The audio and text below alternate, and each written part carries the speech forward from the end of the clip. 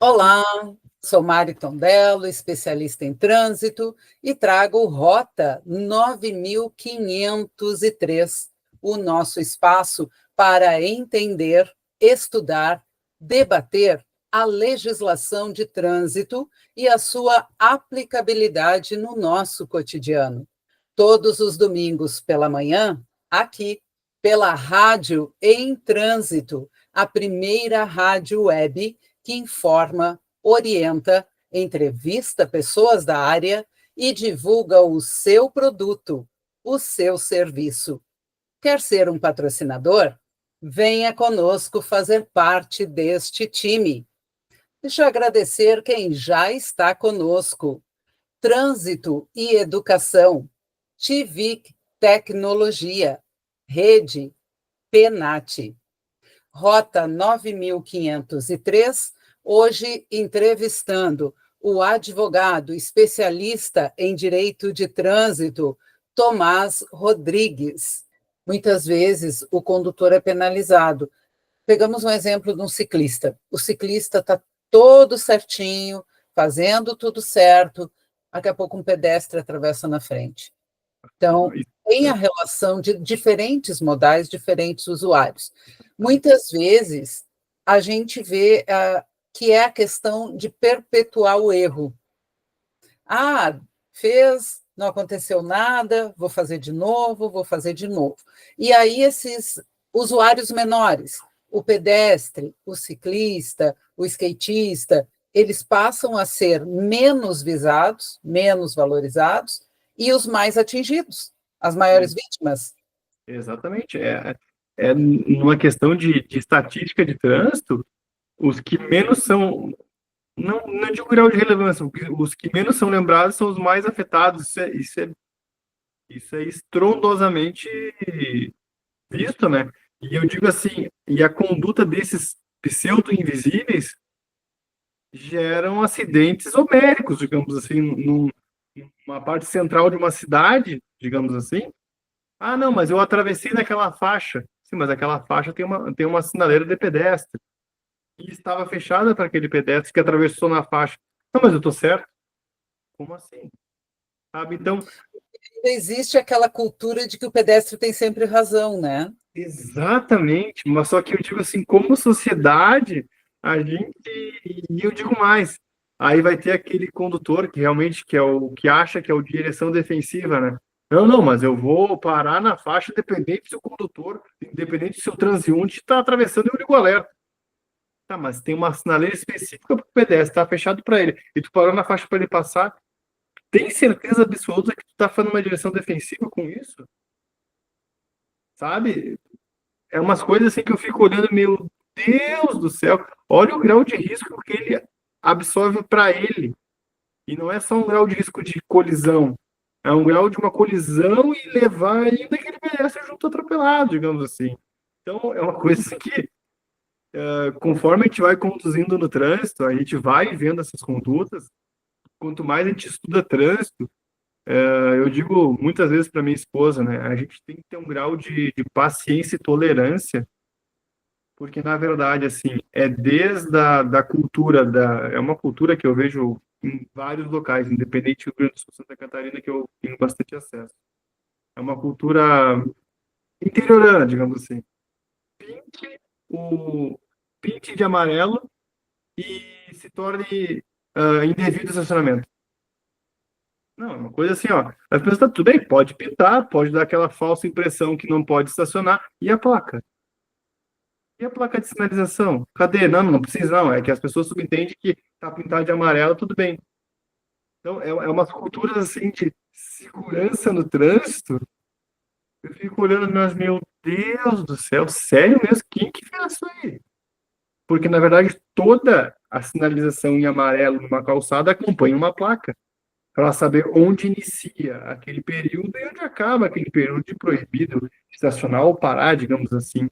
Só que está tão normalizado de forma errada e é corriqueiro e é normal, sabe? Então, digamos assim, é uma coisa que a gente fica vendo. Claro que é um detalhe que eu trouxe, a gente está debatendo um detalhe, mas é um detalhe que faz todo o organismo do trânsito funcionar ou não funcionar, né? Isso, E mano. esse detalhe traz um outro detalhe muito importante, que é o tal do efeito boiada, né, Tomás? Aí Então, um faz, daqui a pouco tem 2, 3, 4, 10, 50, está todo mundo fazendo e vira cultural. Então, as pessoas acabam fazendo porque viram o outro fazer, e o conhecimento vai vir através da punição. Que eu só vou saber que está errado quando eu for penalizado. exatamente. E, na verdade, assim, o que eu digo, né? Tem que ter a punição, mas eu digo, tem que ter a punição e a clareza quando tu é punido. Porque, digamos assim, tá, tem medidas administrativas nesses casos que a gente estava debatendo anterior, estacionamento, tem remoção do veículo, tudo mais. Só que eu vejo muitas vezes a insegurança da fiscalização em abordar esse condutor, e quando dá para abordar, quando não dá, não dá. Mas se dá para abordar, aborda, ó, isso aqui é proibido, assim, assim. Só que está tão instaurado um estado de medo de certas fiscalizações, principalmente as municipais, por fraqueza no grau de segurança, coisa assim, e que eles não abordam. Porque a lei dá a opção de não abordar, porque não, ele estava em deslocamento, estava atendendo outra coisa, e era impossível abordar, mas ele viu que o carro só estava errado, sabe? Então, eu digo assim, se nós queremos melhorar como sociedade, se cada um fizer a sua parte, nem que for mínima, sem medo da repercussão sobre aquilo, porque, digamos assim, eu coloco no papel de um fiscal de trânsito. Eu teria medo do quê? A pessoa me bater? Então, peraí, a abordagem que eu estou apresentando está sendo agressiva. Então, se a pessoa pensa em me bater, só por uma infração de R$ 195, que não vai gerar suspensão da CNH dela. Então, a gente está trabalhando no quê? Sobre uma edge de medo, sobre uma edge do que, não vou nem tocar porque vai me dar problema. Peraí, tu tá fazendo realmente a profissão correta? Tu tá trabalhando com tanto medo por quê? Né? É que nem o pessoal das áreas azuis. Tu sabe direitinho que acabou o ticket, mas tu nunca viu a pessoa passando para conferir teu ticket. Deve ser uma câmera voadora, deve ser um drone, uma coisa assim, né? Então, é um estado de, acho que eu vejo que é um medo até, de alguém contestar, não, mas eu não sabia de que era o ticket. Nem que falar com as pessoas, os caras falam, digamos assim. Eu acho que isso passa muito de uma certa desvalorização das pessoas que cumprem essas funções. Deveriam valorizar mais, instruir mais, sabe? Porque, digamos assim, há uma permissividade extrema sobre algumas coisas que não seria algo mortal de ele tomar uma multa, e sim educativo. Olha, meu filho, eu tô te autuando aqui, ou tô advertindo o senhor, advertindo verbalmente, para o senhor retirar seu veículo. E se não retirar, vai ser autuado. Simples. Simples. Mas só que nem isso muitas vezes acontece, né? E eu acho muito triste. A gente normaliza uma conduta do tipo assim, dá a multa ali, depois ele vê. Daí o cara recebe a multa e vai dizer que não fez. É caso clássico, né? Não fiz, não tava lá. Mas eu não tava lá, claro. Tu tem placa onde? Na perna, na cabeça, no braço? É do teu carro a placa. Os municípios, os órgãos de trânsito, o Estado deve constantemente passar instrução educativa, normativa, segurança na abordagem, segurança sobre o que eles estão fazendo, porque não é só uma mera infração administrativa, é uma mudança de cultura, né? E aí a gente debate assim, principalmente no Rio Grande do Sul, né? Quando muitos turistas vêm na cidade de Gramado ali, mas o pessoal para na faixa de trânsito, o trânsito tem bastante carro, mas funciona. Por que será? Só lá funciona? Na verdade, a cultura da cidade se demonstrou receptiva porque, olha, se nós não nos organizarmos no trânsito e tratarmos bem os pedestres, esses pedestres são turistas. Se começarmos a atropelar pedestre, recolher carro, ou começar a não ser educativo, as pessoas não vão voltar. E por que as outras cidades não podem fazer isso? Não, mas é que o objetivo da cidade aqui não é turístico. Quem disse que não? Né? Então, eu vejo que tem saída nesse sentido, Zé. Tem bons exemplos que a gente pode seguir de educação no trânsito efetivo, né? Tomás Rodrigues, advogado, especialista em direito de trânsito. Deixamos aqui o canal Rádio em Trânsito. dentro do nosso programa Rota 9503, porque o caminho é a legislação, né? Suas considerações finais.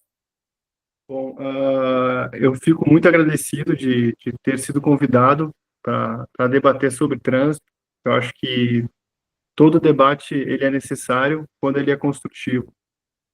E com a professora, eu aprendi bastante, algo que eu já tinha conhecimento, mas a abordagem, de forma mais humana, foi com a professora. Então, eu chamo de professora por respeito, que eu acho que quando a gente tem profissionais que nos direcionam, são professores, independente da área que a gente trabalha. Sou Mari Tondello, especialista em trânsito, e trago o Rota 9503, o nosso espaço para entender, estudar, debater a legislação de trânsito e a sua aplicabilidade no nosso cotidiano. Todos os domingos pela manhã, aqui, pela Rádio em Trânsito, a primeira rádio web que informa, orienta, entrevista pessoas da área e divulga o seu produto, o seu serviço. Quer ser um patrocinador? Venha conosco fazer parte deste time. Deixa eu agradecer quem já está conosco. Trânsito e Educação, TIVIC Tecnologia, Rede Penat.